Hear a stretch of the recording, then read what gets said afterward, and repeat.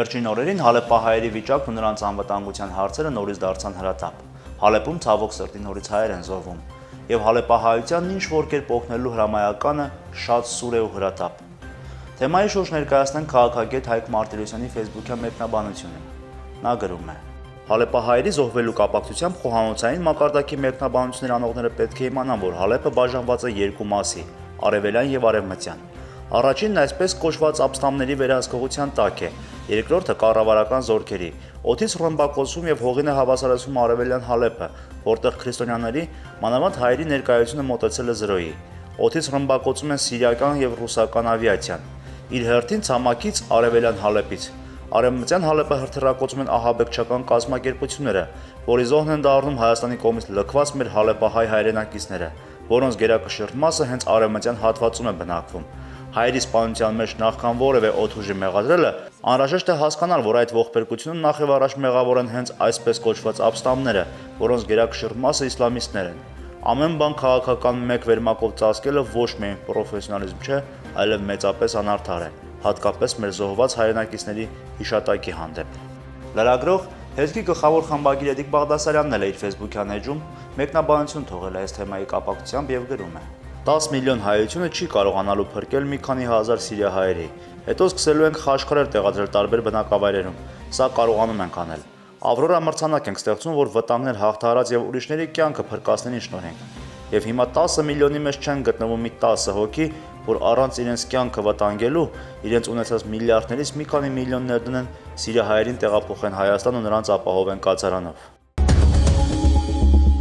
Ինչևէ, կառավարությունում շարունակվում են հետաքրքիր եւ ուշագրավ հայտարարություններն ու փոփոխությունները, ինչը դարձել է հանրային ուշադրության գլխավոր առարկան։ Այս առումով ներկայացնենք Չոր մարքեթինգ գրքի հեղինակ մեդիա փորձագետ Վահրամ Միրաքյանի Facebook-յան ուշագրավ մեկնաբանությունը։ Նա գրում է. Ինձ շատ է դուր գալիս Հայաստանում կատարվող process-ները, շատ։ Գործարարների մոտ դրական տրամադրություններ եմ հանդիպում արդեն։ Ինչպես ընկերներից մեկն ասաց այսօր, ամենալավն է, որ խոստումներ չկան, նոր վարչապետը ոչ մի խոստում չի տվել։ Ի տարբերություն նախորդների, որոնք սարեր էին խոստանում, իսկ եթե խոստումներ չկան, նշանակում է գլխավոր խնդիրը գործն է։ Բուռն։ Իսկապես շատ բուռն քննարկումների ու մեկնաբանությունների առիթ դարձավ հատկապես Սյունիքի այլևս նախկին մարզպետ Սուրիկ Խաչատրյանին պաշտոնից ազատելու լուրը։ Սուրիկ Խաչատրյանին Սյունիքի մարզպետի պաշտոնում կփոխարինի Վահե Հակոբյանը։ Բնականաբար չեն կարող ներկայացնել այս առիթով հնչող մեկնաբանությունների չնչին մասն անգամ, բայց մի քանիսն ամեն դեպքում կներկայացնենք։ Օգտատեր Սասուն Մանուկյանն օրինակ իր էջում գրում է. Լավ, գոնե մեկը չկա, որ այդքան նվիրված լինի նախկին մարզպետին, որ կամավոր իր հետ հեռանա իր նշանակածներից։ Ցավը նա է, որ հետո երբ ազատումներ լինեն, առանձին աչալուրժներ դա որակելու են կադրային ջարդ։ Հեյ, պարոններ, դիմում գրեք։ Ինչու՞։ Պարզ պատճառով։ Այնպես ինչպես ձեզ են նշանակել, հիմա էլ նույն կերպ պատճառներով, հիմնավորումներով ու կարգով ձեզ են ազատելու։ Մի խոսքով նեղանալ չկա։ Հա, աշուն է, կուկուն էլ կանչել է։ Սամվել Մարտիրոսյանն այս թեմային անդրադառնալով էլ գրում է. Ինձ բացել է, որ ինչ-որ մարդիկ գրում են, թե Սյունիք երևանցի են բերել։ Ինչը հասկանալու սյունեցիների խնդիրները։ Սյունեցի պետքա մարզպետ նշանակվեր։ Խոսքի Լիսկան որ սյունեցի էր, այդ որ մոմենտով էր լավ։ Մի երկու բան էլ ասեմ։ Լիսկայի գնալը կարող է դառնալ որակական փուլ։ Վահեի գալն էլ իր հերթին մեծ բան կարող է փոխի։ Թույլ տվեք այսօր լավատես լինեմ։ Հերոստամեկնաբան Արմեն Դուլյանն էլ այս թեման չի շրջանցելու, իր Facebook-յան էջում գրում է. Բայց այս նոր մարզպետ նախրզիջում է նախկինին, իսկ գիտական աստիճան էլ չունի։ Ինչպես հիշում ենք, անցնող շաբաթ համացանցում բուռն քննարկումների ու մեկնաբանությունների առիթ հանդիսացավ տեսանյութը, որտեղ վարչապետ Կարեն Կարապետյանը հարվածային գործիքներ է նվագում։ Այս առումով լրագրող Բաբկեն Թունյանն իր Facebook-յան էջում գրում է. Կարեն Կարապետյանի նվագելու տեսանյութը Facebook-ում արդեն դիտվել է ավելի քան 237,000 անգամ, ընդամենը 1.5 օրում։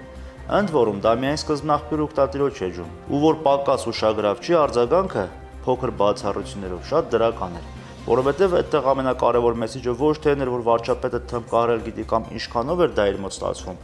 այլև որ իրեն այդ տիպի բաներ են հաճույք պատճառում, ոչ թե թաթուլ լսելով քյաբաբ ուտելը։ Այսինքն սա բնավորության, ճաշակի ու կերպարի ներկայացում է Կարեն Կարապետյանին անձամբ չճանաչող մարդկանց համար։ Եթե սա պլանավորված PR քայլ էր, ես կարծում եմ այդպես է, ապա շատ հաջողված էր։ Դրայվը լրիվ ապահովվեց։